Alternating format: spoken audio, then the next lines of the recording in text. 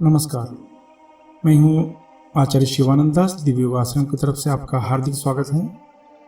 आज हम श्री यंत्र त्राटक के बारे में जानेंगे और यह जानने की कोशिश करेंगे कि सुख समृद्धि के लिए ये त्राटक का ही क्यों उपयोग किया जाता है।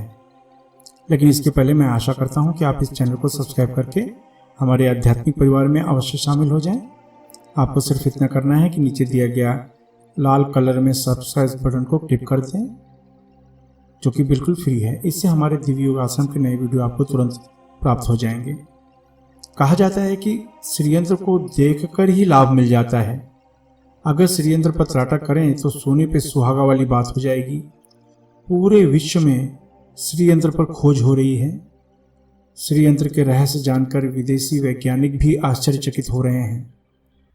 श्रीयंत्र की अधिष्ठात्री देवी माता त्रिपुर सुंदरी हैं। इन्हें षोडशी देवी के नाम से भी जाना जाता है। लाखों प्रकार के यंत्र में से श्री यंत्र सबसे प्रमुख माना जाता है, इसलिए इस यंत्र को यंत्र राज भी कहते हैं। इस यंत्र पर त्राटक करने से प्रचंड लाभ मिलता है। आइए आप जानते हैं श्री यंत्र त्राटक के लाभ क्या क्या हैं।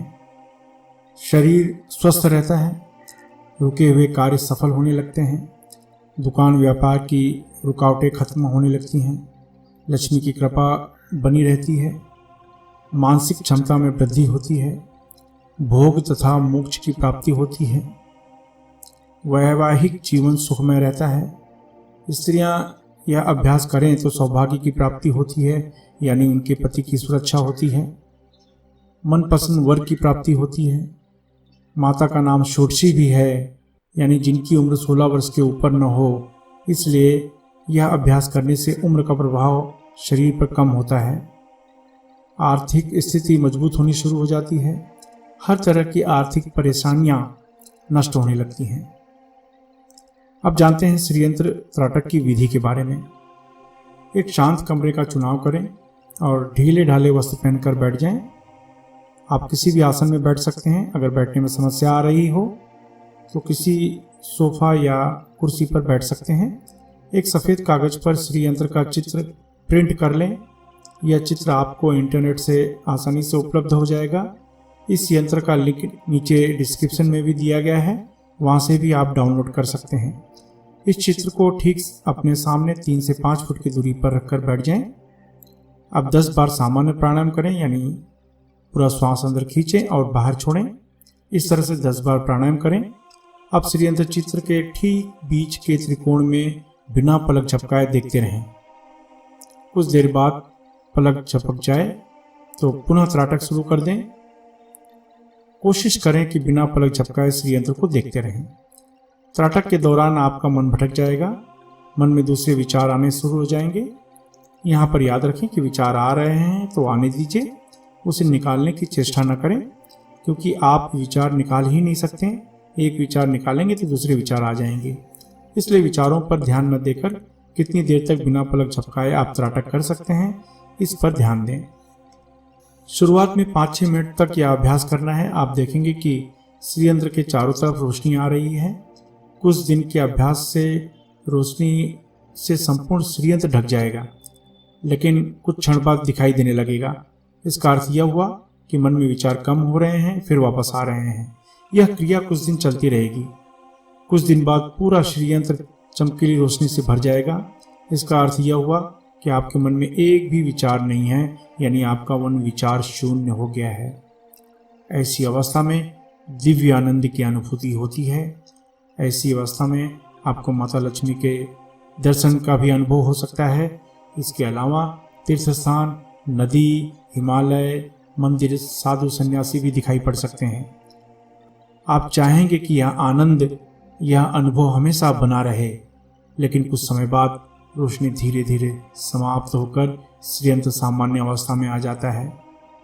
धीरे धीरे इस त्राटक के समय को बढ़ाते जाइए इस तरह से इस अभ्यास को 15 मिनट तक आपको अभ्यास बढ़ाकर ले जाना है।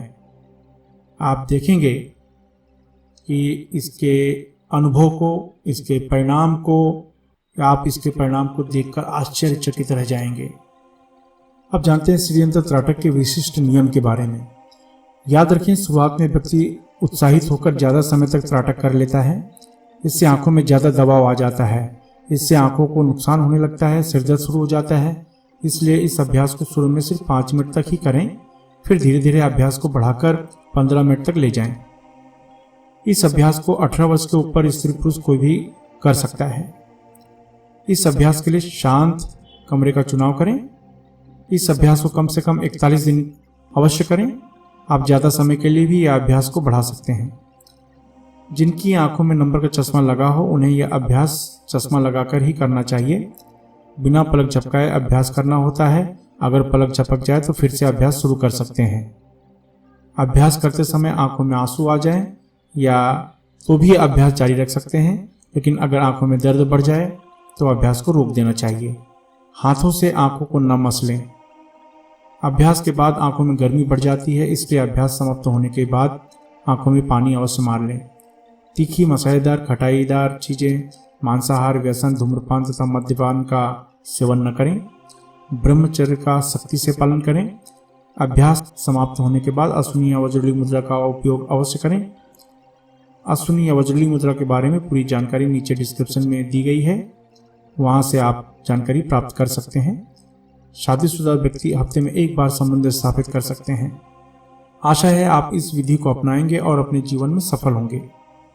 इसके अलावा लोगों में आध्यात्मिक ज्ञान के प्रति जागरूक करने के लिए हमारी संस्था दिव्य योगाश्रम अलग अलग शहरों में 2 दिन का कुंडलिनी ध्यान शिविर आयोजित कर रही है। इसमें भाग लेना बिल्कुल फ्री है, एकदम निःशुल्क है। इसलिए अगर आप अपने शहर में सीखना चाहते हैं तो नीचे डिस्क्रिप्शन में लिंक दिया गया है, जहां पर आप अपने शहर में सीखने के लिए बुकिंग कर सकते हैं। इसके अलावा जो चैरिटेबल ट्रस्ट, संस्था या योगा केंद्र चला रहे हैं वे अपने ग्रुप में निःशुल्क कुंडलिनी ध्यान का आयोजन करवा सकते हैं।